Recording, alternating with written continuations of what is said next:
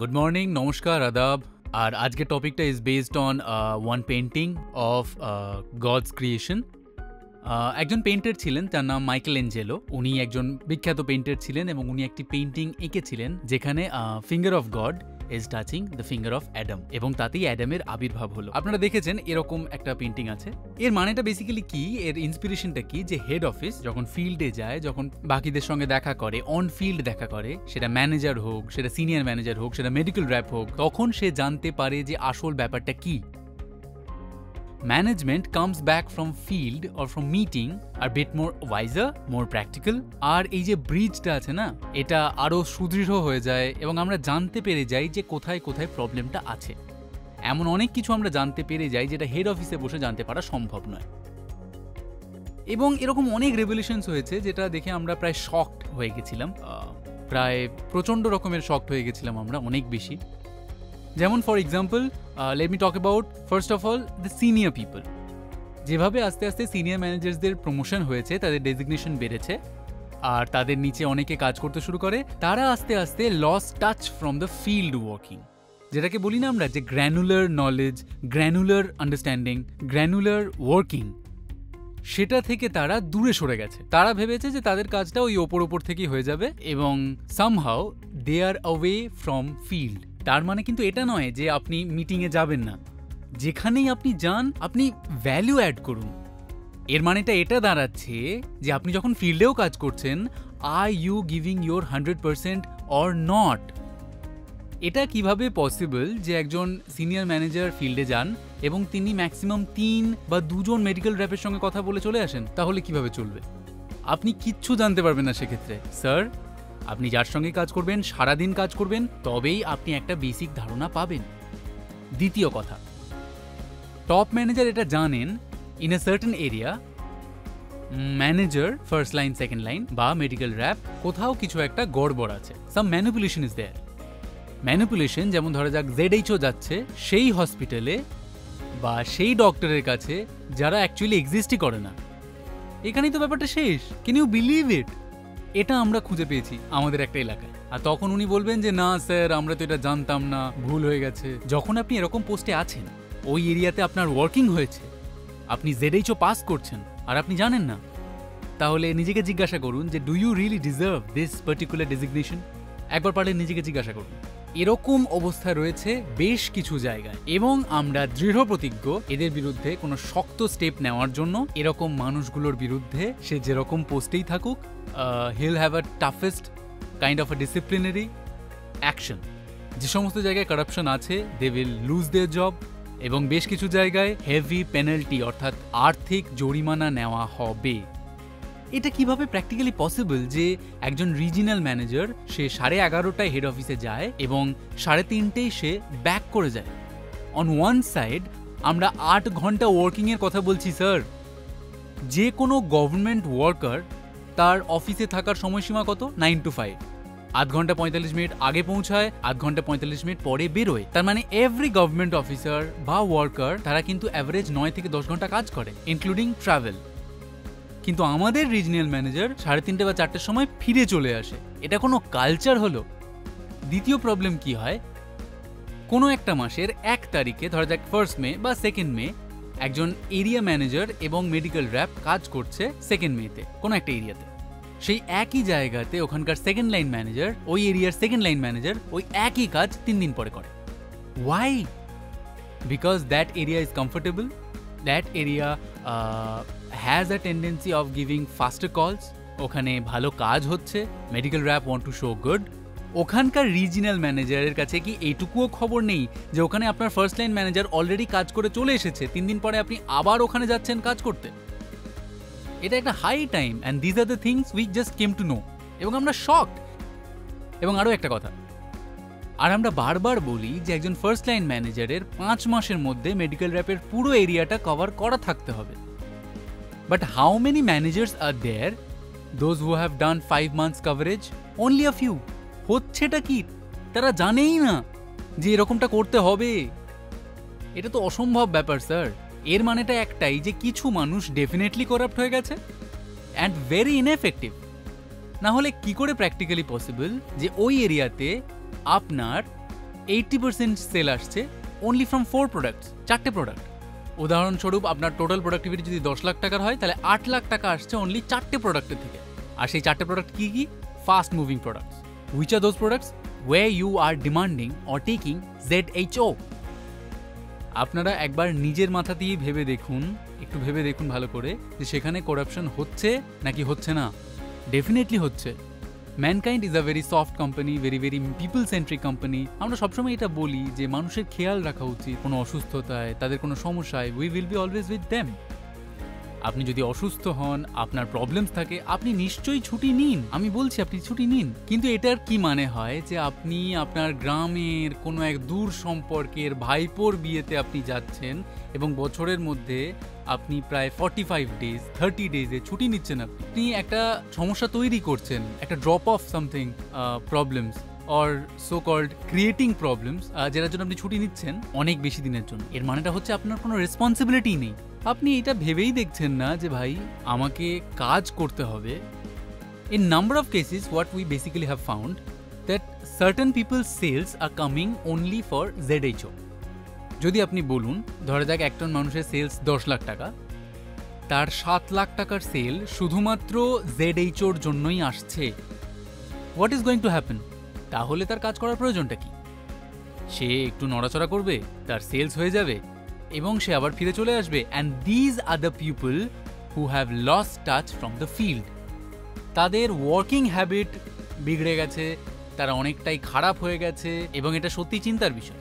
তারা কাজটা করতেই চায় না এবং এটা বেসিক্যালি আমরা বেশ কিছু জায়গায় লক্ষ্য করেছি এবং যেখানেই এরকম হয়েছে না, we have worked on the managers by taking their resignations. এবার আমি ধরা যাক বলি যে ফর এক্সাম্পল একটা রাউন্ড অলমোস্ট 90% কমপ্লিট হয়ে গেছে, যেখানে ধরা যাক হেড অফিসের লোক গেছে, দেখেছে, first line, second line, whatever, whatever they found some kind of corruption. Resignation নেওয়া হয়েছে এবং তাদেরকে বলা হয়েছে যে আপনারা ছেড়ে দিন। কয়েকজনকে আর্থিক জরিমানা দেওয়ার নির্দেশও দেওয়া হয়েছে। কিছু স্মার্ট পিপল যারা আগে থেকেই জানতে পেরে গেছিল যে আমরা খুব স্ট্রিক্ট হতে চলেছি, তারা আগে থেকে এই ব্যাপারটা অ্যাকসেপ্ট করে নিয়েছিল যে হ্যাঁ স্যার ইমিউনিটি আছে। আমরা বললাম ওকে ঠিক আছে, নো প্রবলেম, অলরাইট, কোনো সমস্যা নেই। কিন্তু আবার আমি বলতে চাই যে স্যার, যদি আপনি কিছু লিখে দিয়েছেন, যে ফর এক্সাম্পল আপনি বলেন যে স্যার আমাদের এরিয়াতে 20% প্রবলেম আছে, বা ধরা যাক 50% প্রবলেম আছে, এবং আপনি সেটা লিখে দিয়েছেন, অলরাইট, আপনাকে ইমিউনিটি দেওয়া হলো। কিন্তু 60 দিনের পরে আবার হেড অফিস থেকে লোক যাবে, পরের মাসে ফিল্ডের লোক আবার ফিল্ডে কাজ করবে, কমলকান্তের লোক অডিটের তরফ থেকে আবার ফিল্ডে যাবে। এবার আপনি যেটা দাবি করেছেন, যে ধরা যাক আপনি বলেছেন যে আমার কারাপশন লেভেল অনলি 2 লাখের মতো, বা ওই 2 লাখের মতো সেলে প্রবলেম আছে। এবার ওখানে গিয়ে এটা জানতে পারা যাচ্ছে যে সেখানে 3 লাখের প্রবলেম আছে। সেখানে I will tell you honestly sir, manager sir, you will lose your job. তো আমি আবার অনুরোধ করছি আপনাদের কাছে যে স্যার, যখন আপনি কিছু ভুল করেছেন আপনি এগিয়ে আসুন, আপনি স্বীকার করুন যে এটা আপনার পুরোটাই ভুল, অথবা এই মানুষগুলো ইনভলভড। সবাইকে আই প্রমিস ইউ, আমি কথা দিচ্ছি আপনাকে যে সবাইকে কিছু না কিছু ইমিউনিটি দেওয়া হবে। কিন্তু তার মানে এটা নয়, এটা নিশ্চয়ই নয় ইমিউনিটির মানে যে আপনি করাপশনও করেছেন অথচ আপনাকে মেডেলও দেওয়া হবে, আপনাকে ফরেন ট্রিপও দেওয়া হবে। এটা তো হবে না বন্ধু। Anybody who has been found doing manipulation, ওনারা মিথ্যে কথা বলছেন, যারা ম্যানিপুলেটিভ, তাদের মেডেল যাবে, তাদের ফরেন ট্রিপ যাবে, তাদের ক্যাশ রিওয়ার্ডস যাবে। That is taken for granted. এটা আপনারা জেনে নিন। যদি আপনি অ্যাকসেপ্ট করে নেন তাহলে অন্ততপক্ষে আপনার জবটা বেঁচে যাবে অ্যাজ এ ম্যানেজার। এই ব্যাপারটা আমি আরও একবার বলে দিতে চাই, just to clarify to some people যারা এরকম কনফিউশনের মধ্যে আছেন। And mind you sir, again আগামী 1 বছরে কমপক্ষে ক্রিটিক্যাল এরিয়াগুলোতে হেড অফিস থেকে 6 বার লোক যাবে।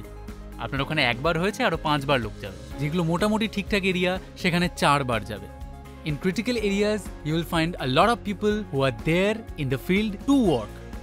আমি এই মেসেজটা কেন দিচ্ছি আপনাদেরকে? If you feel Mankind is a good company, stay, work hard and just make your career. If you feel যে না আমি ম্যানকাইন্ডে কাজ করতে পারবো না, ম্যানকাইন্ডে কষ্ট করতে হবে, ম্যানিপুলেশন করতে পারবো না, ইনএফেক্টিভিটি করা যাবে না, আমি বলবো বাইরে অনেক অপরচুনিটিস আছে। You can join any company.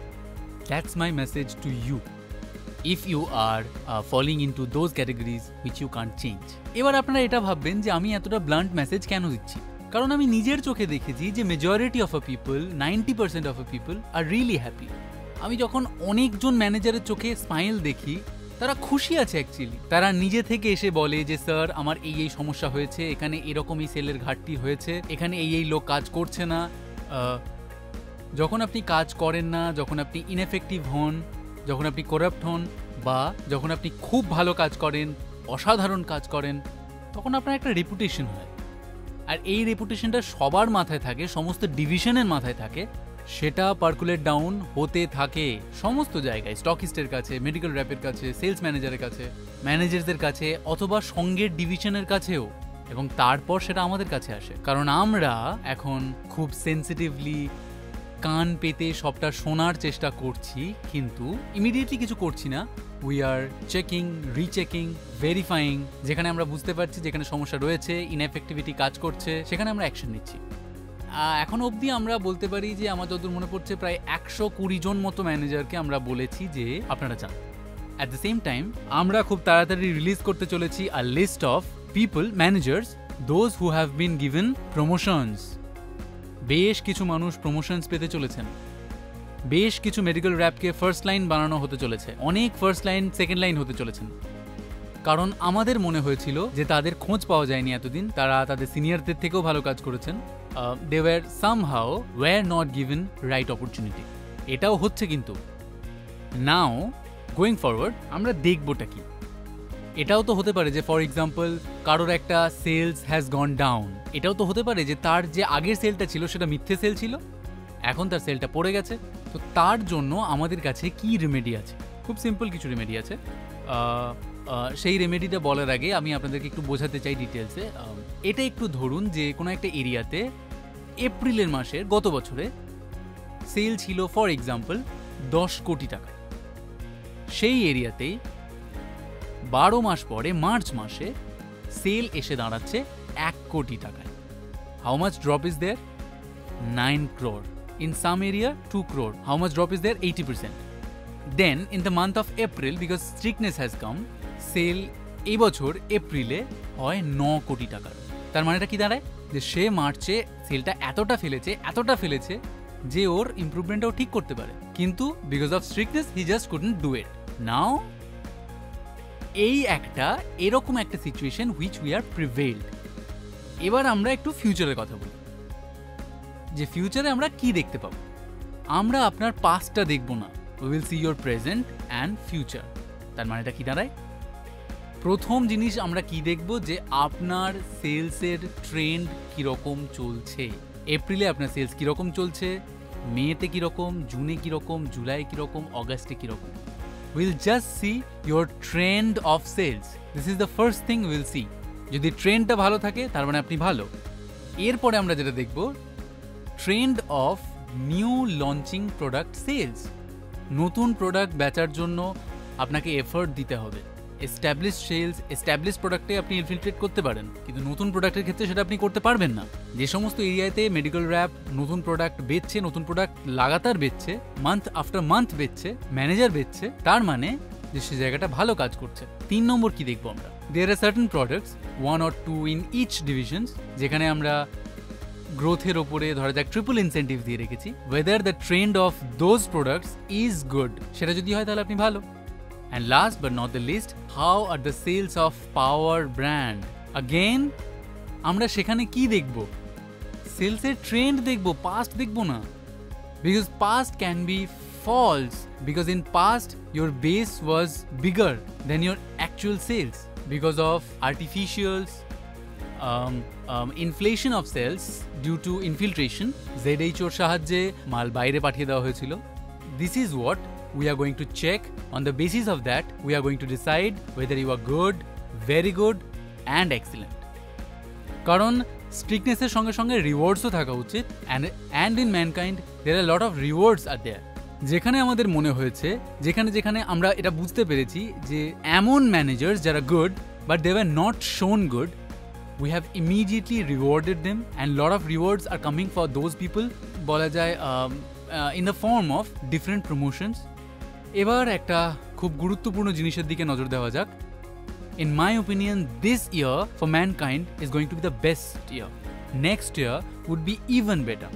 এটা আমি কেন বলছি? On the basis of get ridding of those people, those who were manipulative and ineffective. এরকম অনেক জায়গাতে অনেক অ্যাকশনস নেওয়া হয়েছে, অনেক উদাহরণ রয়েছে। এখন আমার কি মনে হয় যে 2-3টে স্টেট এরকম আছে যেখানে জিনিসপত্র খুব ডিপলি স্ক্যান করতে হবে আমাদের এবং recheck. One is Gujarat, one is Haryana, one is Punjab. These are the places where we will be seeing every managers, everything, because lot of ZHOs are really happening. এবং আমি আপনাদেরকে বলতে চাই আরও একটা স্টেটের ব্যাপারে, and that is বিহার, যেখানে আমরা খুব ডিপলি স্ক্যান করতে চলেছি এটা দেখতে যে কি হচ্ছে আসলে। So please brace yourself for these kind of যা কিছু সূক্ষ্ম তদন্ত আমরা করতে চলেছি এই সমস্ত রাজ্যগুলোতে।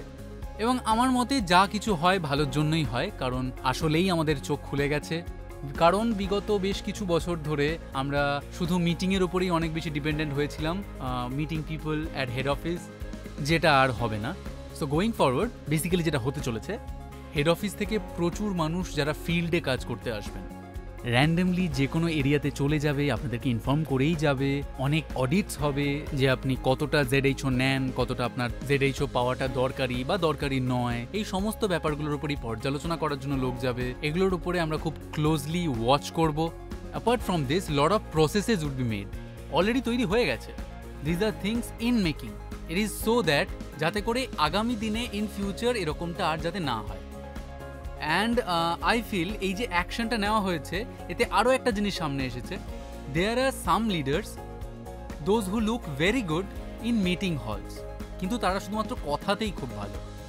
দে আর ট্যালেন্টেড, বাট আমরা কি দেখেছি, in the absence of real critical checking of their working বা real critical analysis of their working, একটা কাইন্ড অফ 180 ডিগ্রি বা 360 ডিগ্রি ফিডব্যাক না নেওয়ার কারণে তারা কীরকম পর্যায়ে পৌঁছে গেছে যে শুধুমাত্রই কথায় কথায় কাজ করবো এরকম, যার ফলে তাদের মধ্যে আসল কাজ করার স্পৃহাটা কমে গেছে। সো গেট রেডি যে আমরা এটাও ইভ্যালুয়েট করছি যে who are real doers and who are only সেয়ার্স।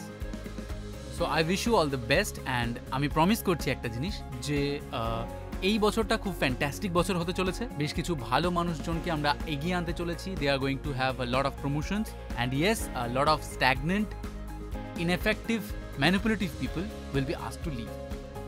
This is one round যেখানে আমরা কিছু কাজকর্ম করেছি এবং আরও কিছু রাউন্ড আসতে চলেছে যেখানে আমরা আরও বেশ কিছু স্টেপ নেব। So I wish you all the best, good luck and hope that আপনি সত্যি ফলো করা শুরু করুন ম্যানকাইন্ডের ফিলোসফি, যেখানে there is no target but there is responsibility. আপনার ট্রেন্ডটা ভালো হতে হবে, new product should be good, power brand should sell very good. I wish you all the best, good luck, take care, bye bye.